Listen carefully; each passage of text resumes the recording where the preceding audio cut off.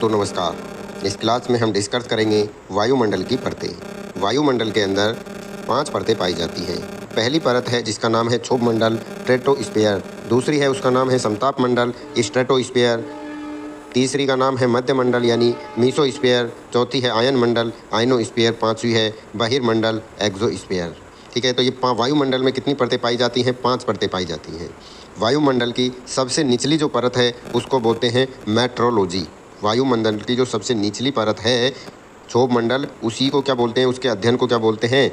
Metrology बोलते हैं। और वायुमंडल की सबसे ऊपरी जो परत है उसके अध्ययन को बोला जाता है एरोलॉजी। ठीक है, तो ये 2 क्वेश्चन याद रखना। वायुमंडल की सबसे निचली परत का अध्ययन कहलाता है मेट्रोलॉजी और वायुमंडल की सबसे ऊपरी परत का अध्ययन कहलाता है एरोलॉजी।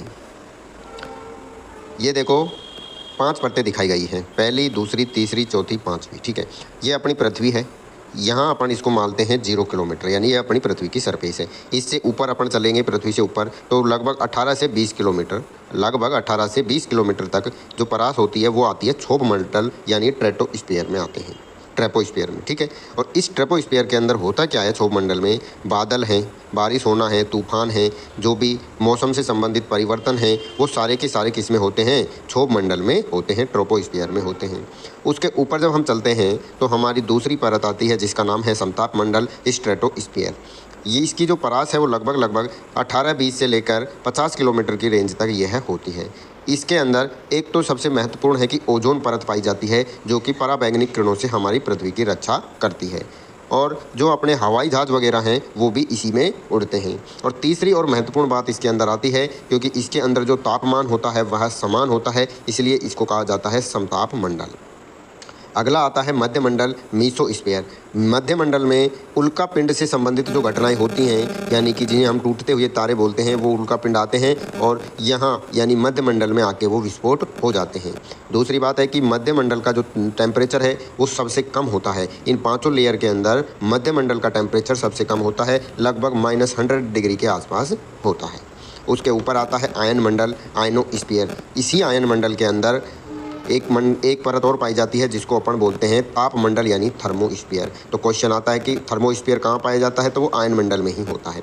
इसके अंदर आयंस पाए जाते हैं, यानी कि इसके अंदर टीवी, रेडियो, सैटेलाइट से संबंधित जो भी उपकरण लगे हुए होते हैं वो कहाँ लगाए जाते हैं? आयन मंडल में लगाए जाते हैं। ठीक है, इसकी जो परास होती है वो होती है 80 से लेके लगभग कितने 640 या 700 किलोमीटर तक होती है। ये आसपास रेंज रहती है। ठीक है, 700 से ऊपर, 700 किलोमीटर से ऊपर जो आता है वो हमारी 5वीं लेयर यानी बहिर्मंडल एक्सोस्फीयर आता है। ठीक है, इसके अंदर क्या होते हैं? हमारे जो कृत्रिम उपग्रह होते हैं वो होते हैं। कृत्रिम क्वेश्चन आता है कृत्रिम उपग्रह की ऊंचाई कितनी होती है? तो 36,000 किलोमीटर की ऊंचाई पर कृत्रिम उपग्रह लगते हैं। कितनी ऊंचाई पर? 36,000 किलोमीटर। बहिर्मंडल के अंदर हाइड्रोजन और हीलियम सबसे ज़्यादा मात्रा में पाए जाते हैं। ठीक है, अब आती है बात, अब हम देखते हैं शुरुआत से। पहला आता है अपना क्या? क्षोभ मंडल यानी ट्रोपोस्फीयर। ठीक है, तो पहली बात तो ये 0 से लेके और 18 किलोमीटर की रेंज तक होता है। दूसरी बात आती है कि यह सबसे निचली लेयर है। 5 लेयरों में सबसे नीचे स्टार्टिंग में कौन सी आती है? वो आती है क्षोभ मंडल। मौसम से संबंधित घटनाएं जैसे गर्मी है, सर्दी है, बारिश है, ये सारी घटनाएं होती हैं क्षोभ मंडल के अंदर। उसके अलावा तूफान है, बादल है, बारिश है। ठीक है, वो सारी जो घटनाएं हैं वो हमको कहाँ देखने को मिलेंगी? क्षोभ मंडल में मिलेंगी। ठीक है, और जैसे सर्दी है, गर्मी है, बारिश है, इसके अलावा धुंध है, कोहरा है। ठीक है, कहीं तापमान ज़्यादा हो रहा है, कम हो रहा है, ये सारी की सारी घटनाएं हैं वो अपन को क्षोभ मंडल में देखने को मिलती हैं। दूसरी बात, इंपॉर्टेंट बात यह है, जैसे जैसे हम क्षोभ मंडल में ऊपर की ओर जाते हैं तो क्या होता है कि तापमान में गिरावट आता है। जैसे जैसे हम ऊपर जाते हैं तो तापमान में गिरावट आता है, और यह जो गिरावट होती है वो 165 मीटर की ऊंचाई चलने पर 1 डिग्री टेम्परेचर कम हो जाता है। 165 मीटर की ऊंचाई चलने पर लगभग 1 डिग्री टेम्परेचर क्या हो जाता है? कम हो जाता है। यह क्वेश्चन भी एग्जाम में पूछा जाता है। और धीरे धीरे जब कम होता जाता है और एक स्थिति आती है 18 से 20 किलोमीटर के बाद में क्या होता है कि टेम्परेचर स्थिर हो जाता है। ठीक है, तो ये हम समताप मंडल स्ट्रेटोस्फीयर, इसकी जो परास होती है वो होती है 18 से 50 किलोमीटर। ओजोन परत जो है वो इसमें पाई जाती है। ओजोन लेयर कहाँ पाई जाती है? ओजोन लेयर पाई जाती है समताप मंडल में। और ये जो ओजोन लेयर है ये पराबैंगनी किरणों यूवी रे से हमारी पृथ्वी की क्या करती है? रक्षा करती है। वेरी वेरी इंपॉर्टेंट क्वेश्चन ये आता है। तापमान जो है इसका स्थिर बना हुआ रहता है। हवाई जहाज़ इसी के अंदर उड़ते हैं। हवाई जहाज़ एरोप्लेन जो हैं वो किस मंडल में उड़ते हैं? वो समताप मंडल के अंदर उड़ते हैं। इसके बाद आता है मध्य मंडल। मध्य मंडल जिसे बोलते हैं मीसोस्फीयर, 50 से लेके 80 किलोमीटर की ऊंचाई तक पाया जाता है मध्य मंडल यानी मीसोस्फीयर। इस मंडल के अंदर डस्ट पार्टिकल, धूल और धुआं के कण नहीं पाए जाते हैं। ध्यान रखना, किसी भी प्रकार के धूल धुआं के कण इसमें नहीं पाए जाते। यह वायुमंडल की सबसे ठंडी परत है।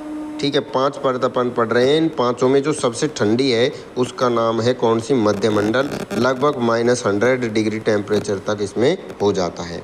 उल्का पिंड या टूटता हुआ तारा जो दिखाई देता है वो अपन को कहाँ दिखाई देता है? वो दिखाई देता है अपन को मध्य मंडल के अंदर। अगला अपना जो लेयर आती है वो आती है आयन मंडल, आयनोस्फीयर।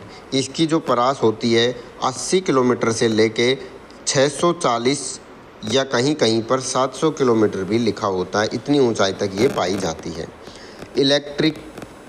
इलेक्ट्रिकली चार्ज पार्टिकल जो होते हैं वो आयन मंडल में पाए जाते हैं। रेडियो स्टेशन जो स्थापित किए जाते हैं, टीवी, रेडियो, इनके सैटेलाइट जहाँ स्थापित होते हैं वो आयन मंडल में होते हैं। सैटेलाइट है, अंतरिक्ष विमान जो घूमते हैं लगातार, वो कहाँ घूमते हैं? आयन मंडल के अंदर घूमते हैं। आयन मंडल के बाद में जो आता है वो आता है बहिर्मंडल यानी एक्सोस्फीयर। 700 किलोमीटर से ऊपर जो आता है वो हमारा क्या आता है? बहिर्मंडल आता है। इस मंडल के अंदर हाइड्रोजन और हीलियम गैस जो है वो सर्वाधिक मात्रा में पाई जाती है। हमारे जो कृत्रिम उपग्रह हैं, आर्टिफिशियल सैटेलाइट, वो भी कहाँ लगे हुए होते हैं? वो लगे होते हैं एक्सोस्फीयर में। और इनकी जो ऊंचाई होती है, क्वेश्चन पूछता है कि कृत्रिम उपग्रहों की ऊंचाई कितनी होती है? तो वह होती है 36,000 किलोमीटर। ठीक है, तो ये हमने पांचों जो लेयर है उनके बारे में अच्छे से जाना। एग्जाम में क्वेश्चन इन्हीं में से पूछा जाता है। ठीक है दोस्तों, धन्यवाद। जल्दी से वीडियो को लाइक करो, चैनल को सब्सक्राइब करो।